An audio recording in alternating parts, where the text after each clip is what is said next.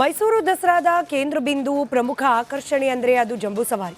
ಇವತ್ತು ವಿಜಯದಶಮಿಯ ದಿನದಂದು ಜಂಬೂ ಸವಾರಿ ನಡೀತು. ಆದರೆ ಈ ಜಂಬೂ ಸವಾರಿಗೂ ಮುನ್ನ ನಂದಿ ಧ್ವಜಕ್ಕೆ ಪೂಜೆಯನ್ನು ಸಲ್ಲಿಸಲಾಗುತ್ತೆ. ನಂದಿ ಧ್ವಜಕ್ಕೆ ಪೂಜೆ ನಡೆದ ಬಳಿಕವೇ ಮೆರವಣಿಗೆಗೆ ಚಾಲನೆ ನೀಡಲಾಗುವುದು ವಾಡಿಕೆ. ನಂದಿ ಪೂಜೆಗೆ ತನ್ನದೇ ಆದ ಮಹತ್ವ ಇದೆ, ಇತಿಹಾಸ ಇದೆ.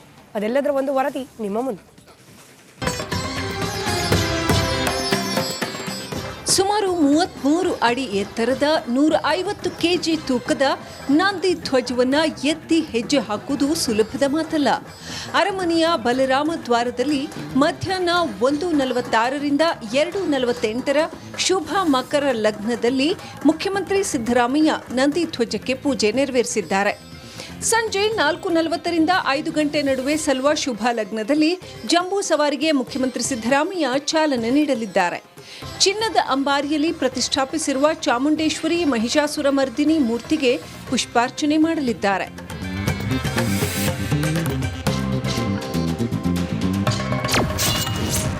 ನಂದಿ ಪೂಜೆಯ ಇತಿಹಾಸ ಗೊತ್ತಾ? ರಾಜ ಮಹಾರಾಜರ ಕಾಲದಿಂದಲೂ ಈ ನಂದಿ ಧ್ವಜ ಕುಣಿತವಿದೆ. ಮೈಸೂರಿನಲ್ಲಿ ರಾಜ ಒಡೆಯರ್ ಅವರು ದಸರಾವನ್ನ ಶ್ರೀರಂಗಪಟ್ಟಣದಲ್ಲಿ ಆರಂಭಿಸಿದ್ರು. ಮುಮ್ಮಡಿ ಕೃಷ್ಣರಾಜ ಒಡೆಯರ್ ಕಾಲದಲ್ಲಿ ಅಂದರೆ 1799ರಲ್ಲಿ ಒಡೆಯರ್ ತಮ್ಮ ಕೇಂದ್ರ ಸ್ಥಾನವನ್ನ ಶ್ರೀರಂಗಪಟ್ಟಣದಿಂದ ಮೈಸೂರಿಗೆ ವರ್ಗಾಯಿಸಿಕೊಂಡ್ರು. ನಂತರ ದಸರಾ ಆಚರಣೆಗಳು ಮೈಸೂರಿನಲ್ಲಿ ನಡೆದವು. ಜಂಬೂ ಸವಾರಿ ಆರಂಭಕ್ಕೂ ಮುನ್ನ ಶುಭ ಲಗ್ನದಲ್ಲಿ ಅರಮನೆಯ ಬಲರಾಮ ದ್ವಾರದಲ್ಲಿ ನಂದಿ ಧ್ವಜಕ್ಕೆ ಮೊದಲು ಪೂಜೆ ಸಲ್ಲಿಸಲಾಗುತ್ತದೆ.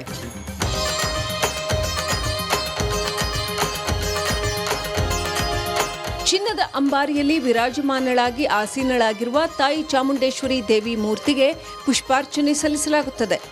ಆ ಬಳಿಕ 24 ಕುಶಾಲ ತೋಪುಗಳ ಗೌರವವನ್ನು ಸಮರ್ಪಣೆ ಮಾಡಲಾಗುತ್ತದೆ. ಅಲ್ಲಿಂದ ಅರಮನೆ ಆವರಣದಲ್ಲಿ ವಿಜಯದಶಮಿಯ ಅತ್ಯಾಕರ್ಷಕ ಮೆರವಣಿಗೆಗೆ ಚಾಲನೆ ಸಿಗುತ್ತದೆ. ಈ ಮೂಲಕ ತಾಯಿ ಚಾಮುಂಡೇಶ್ವರಿಗೆ ಪೂಜೆ ಸಲ್ಲಿಸುವ ಮೊದಲೇ ನಂದಿ ಧ್ವಜಕ್ಕೆ ಪೂಜೆ ಮಾಡಲಾಗುತ್ತೆ. ಈ ಮೂಲಕ ನಂದಿ ಧ್ವಜಕ್ಕೂ ತನ್ನದೇ ಆದ ವೈಶಿಷ್ಟ್ಯವಿದೆ.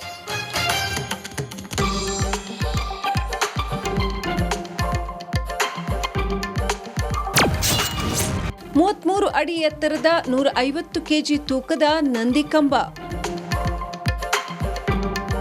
ಅರಮನೆಯ ಮುಂಭಾಗದ ಬಲರಾಮ ಗೇಟ್ನ ಸಮೀಪ ಇರುವ ಕೋಟೆ ಆಂಜನೇಯ ದೇವಾಲಯದ ಮುಂಭಾಗದಲ್ಲಿ ಜಂಬೂ ಸವಾರಿಯ ದಿನ ಜಂಬೂ ಸವಾರಿಗೆ ಪುಷ್ಪಾರ್ಚನೆ ಮಾಡುವ ಮುನ್ನ ನಂದಿ ಧ್ವಜಕ್ಕೆ ಪೂಜೆ ಸಲ್ಲಿಸಿ ದಸರಾ ಮೆರವಣಿಗೆಗೆ ಚಾಲನೆ ನೀಡಲಾಗುತ್ತದೆ.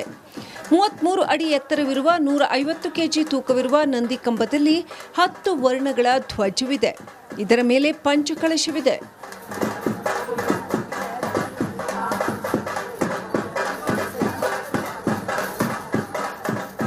ಉಡಿಗಾಲ ಮಹದೇವಪ್ಪ ನೇತೃತ್ವದಲ್ಲಿ ಈ ನಂದಿ ಧ್ವಜ ಕುಣಿತ ನಡೆಯುತ್ತದೆ. ವಿಜಯದಶಮಿಯಂದು ಶಿವನ ಲಾಂಛನ ಎಂದು ಕರೆಯಲ್ಪಡುವ ನಂದಿ ಧ್ವಜಕ್ಕೆ ಮುಖ್ಯಮಂತ್ರಿಗಳು ಪೂಜೆ ಸಲ್ಲಿಸಿದ ಬಳಿಕ ಜಂಬೂ ಸವಾರಿಗೆ ಚಾಲನೆ ನೀಡುತ್ತಾರೆ. ರಾಜರ ಕಾಲದಲ್ಲಿಯೂ ನಂದಿ ಧ್ವಜ ತಂಡವನ್ನ ಓಲಗ ಬಿರುದಾವಳಿ ಗೌರವಾದರಗಳೊಡನೆ ಅರಮನೆಗೆ ಕರೆದೊಯ್ದು ಅಂಬಾವಿಲಾಸ ಅರಮನೆಯಲ್ಲಿ ಸತ್ಕರಿಸಿ ಬಳಿಕ ತಂಡವನ್ನ ಅರಮನೆಯ ಬಲರಾಮ ದ್ವಾರದ ಬಳಿಗೆ ಕರೆದೊಯ್ಯಲಾಗುತ್ತಿತ್ತು.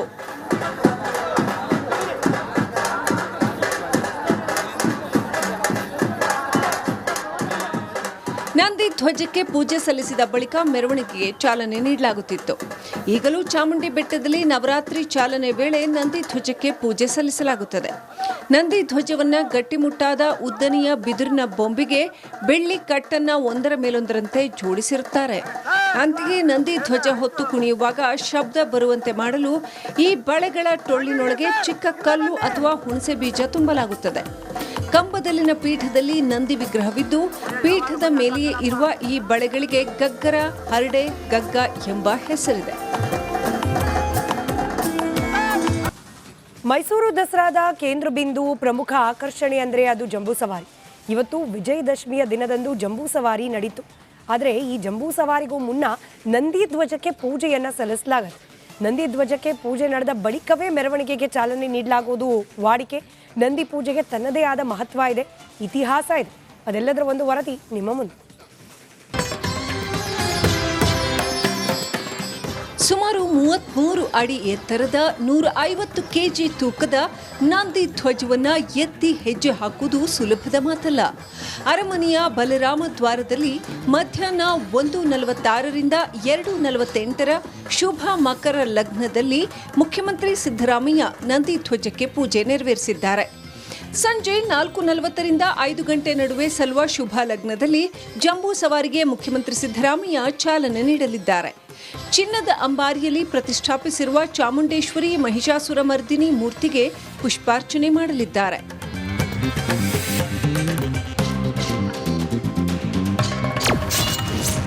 ನಂದಿ ಪೂಜೆಯ ಇತಿಹಾಸ ಗೊತ್ತಾ? ರಾಜ ಮಹಾರಾಜರ ಕಾಲದಿಂದಲೂ ಈ ನಂದಿ ಧ್ವಜ ಕುಣಿತವಿದೆ.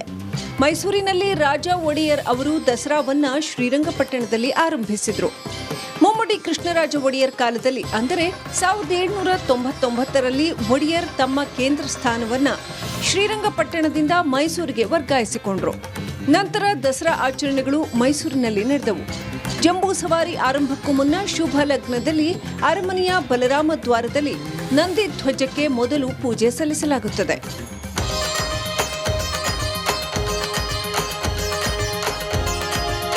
ಚಿನ್ನದ ಅಂಬಾರಿಯಲ್ಲಿ ವಿರಾಜಮಾನಳಾಗಿ ಆಸೀನಳಾಗಿರುವ ತಾಯಿ ಚಾಮುಂಡೇಶ್ವರಿ ದೇವಿ ಮೂರ್ತಿಗೆ ಪುಷ್ಪಾರ್ಚನೆ ಸಲ್ಲಿಸಲಾಗುತ್ತದೆ.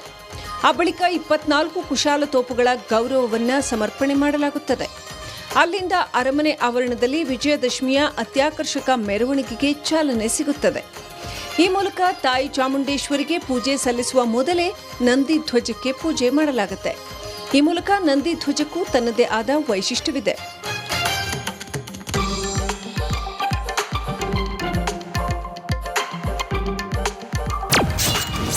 ಮೂವತ್ಮೂರು ಅಡಿ ಎತ್ತರದ 150 ಕೆಜಿ ತೂಕದ ನಂದಿ ಕಂಬ.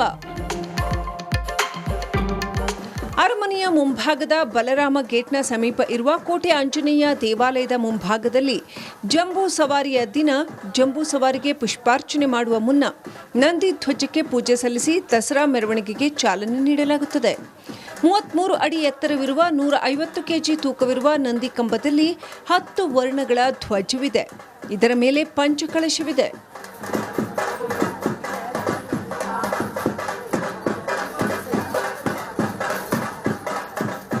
ಉಡಿಗಾಲ ಮಹದೇವಪ್ಪ ನೇತೃತ್ವದಲ್ಲಿ ಈ ನಂದಿ ಧ್ವಜ ಕುಣಿತ ನಡೆಯುತ್ತದೆ. ವಿಜಯದಶಮಿಯಂದು ಶಿವನ ಲಾಂಛನ ಎಂದು ಕರೆಯಲ್ಪಡುವ ನಂದಿ ಧ್ವಜಕ್ಕೆ ಮುಖ್ಯಮಂತ್ರಿಗಳು ಪೂಜೆ ಸಲ್ಲಿಸಿದ ಬಳಿಕ ಜಂಬೂ ಸವಾರಿಗೆ ಚಾಲನೆ ನೀಡುತ್ತಾರೆ. ರಾಜರ ಕಾಲದಲ್ಲಿಯೂ ನಂದಿ ಧ್ವಜ ತಂಡವನ್ನ ಓಲಗ ಬಿರುದಾವಳಿ ಗೌರವಾದರಗಳೊಡನೆ ಅರಮನೆಗೆ ಕರೆದೊಯ್ದು ಅಂಬಾವಿಲಾಸ ಅರಮನೆಯಲ್ಲಿ ಸತ್ಕರಿಸಿ ಬಳಿಕ ತಂಡವನ್ನ ಅರಮನೆಯ ಬಲರಾಮ ದ್ವಾರದ ಬಳಿಗೆ ಕರೆದೊಯ್ಯಲಾಗುತ್ತಿತ್ತು.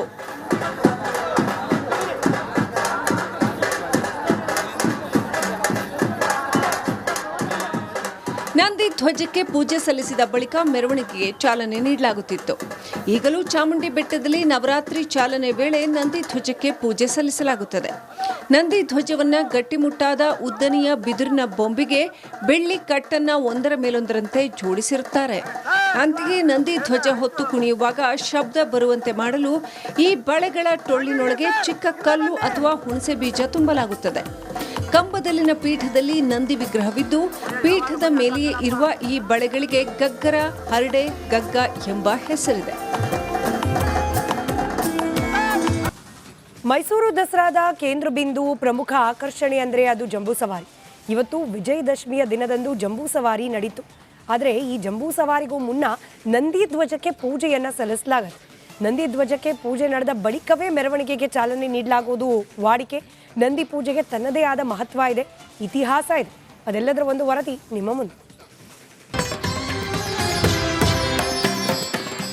ಸುಮಾರು 33 ಅಡಿ ಎತ್ತರದ 150 ಕೆಜಿ ತೂಕದ ನಂದಿ ಧ್ವಜವನ್ನ ಎತ್ತಿ ಹೆಜ್ಜೆ ಹಾಕುವುದು ಸುಲಭದ ಮಾತಲ್ಲ. ಅರಮನೆಯ ಬಲರಾಮ ದ್ವಾರದಲ್ಲಿ ಮಧ್ಯಾಹ್ನ 1:46ರಿಂದ 2:48 ಶುಭ ಮಕರ ಲಗ್ನದಲ್ಲಿ ಮುಖ್ಯಮಂತ್ರಿ ಸಿದ್ದರಾಮಯ್ಯ ನಂದಿ ಧ್ವಜಕ್ಕೆ ಪೂಜೆ ನೆರವೇರಿಸಿದ್ದಾರೆ. ಸಂಜೆ 4:40ರಿಂದ 5 ಗಂಟೆ ನಡುವೆ ಸಲ್ವಾ ಶುಭ ಲಗ್ನದಲ್ಲಿ ಜಂಬೂ ಸವಾರಿಗೆ ಮುಖ್ಯಮಂತ್ರಿ ಸಿದ್ದರಾಮಯ್ಯ ಚಾಲನೆ ನೀಡಲಿದ್ದಾರೆ. ಚಿನ್ನದ ಅಂಬಾರಿಯಲ್ಲಿ ಪ್ರತಿಷ್ಠಾಪಿಸಿರುವ ಚಾಮುಂಡೇಶ್ವರಿ ಮಹಿಷಾಸುರ ಮರ್ದಿನಿ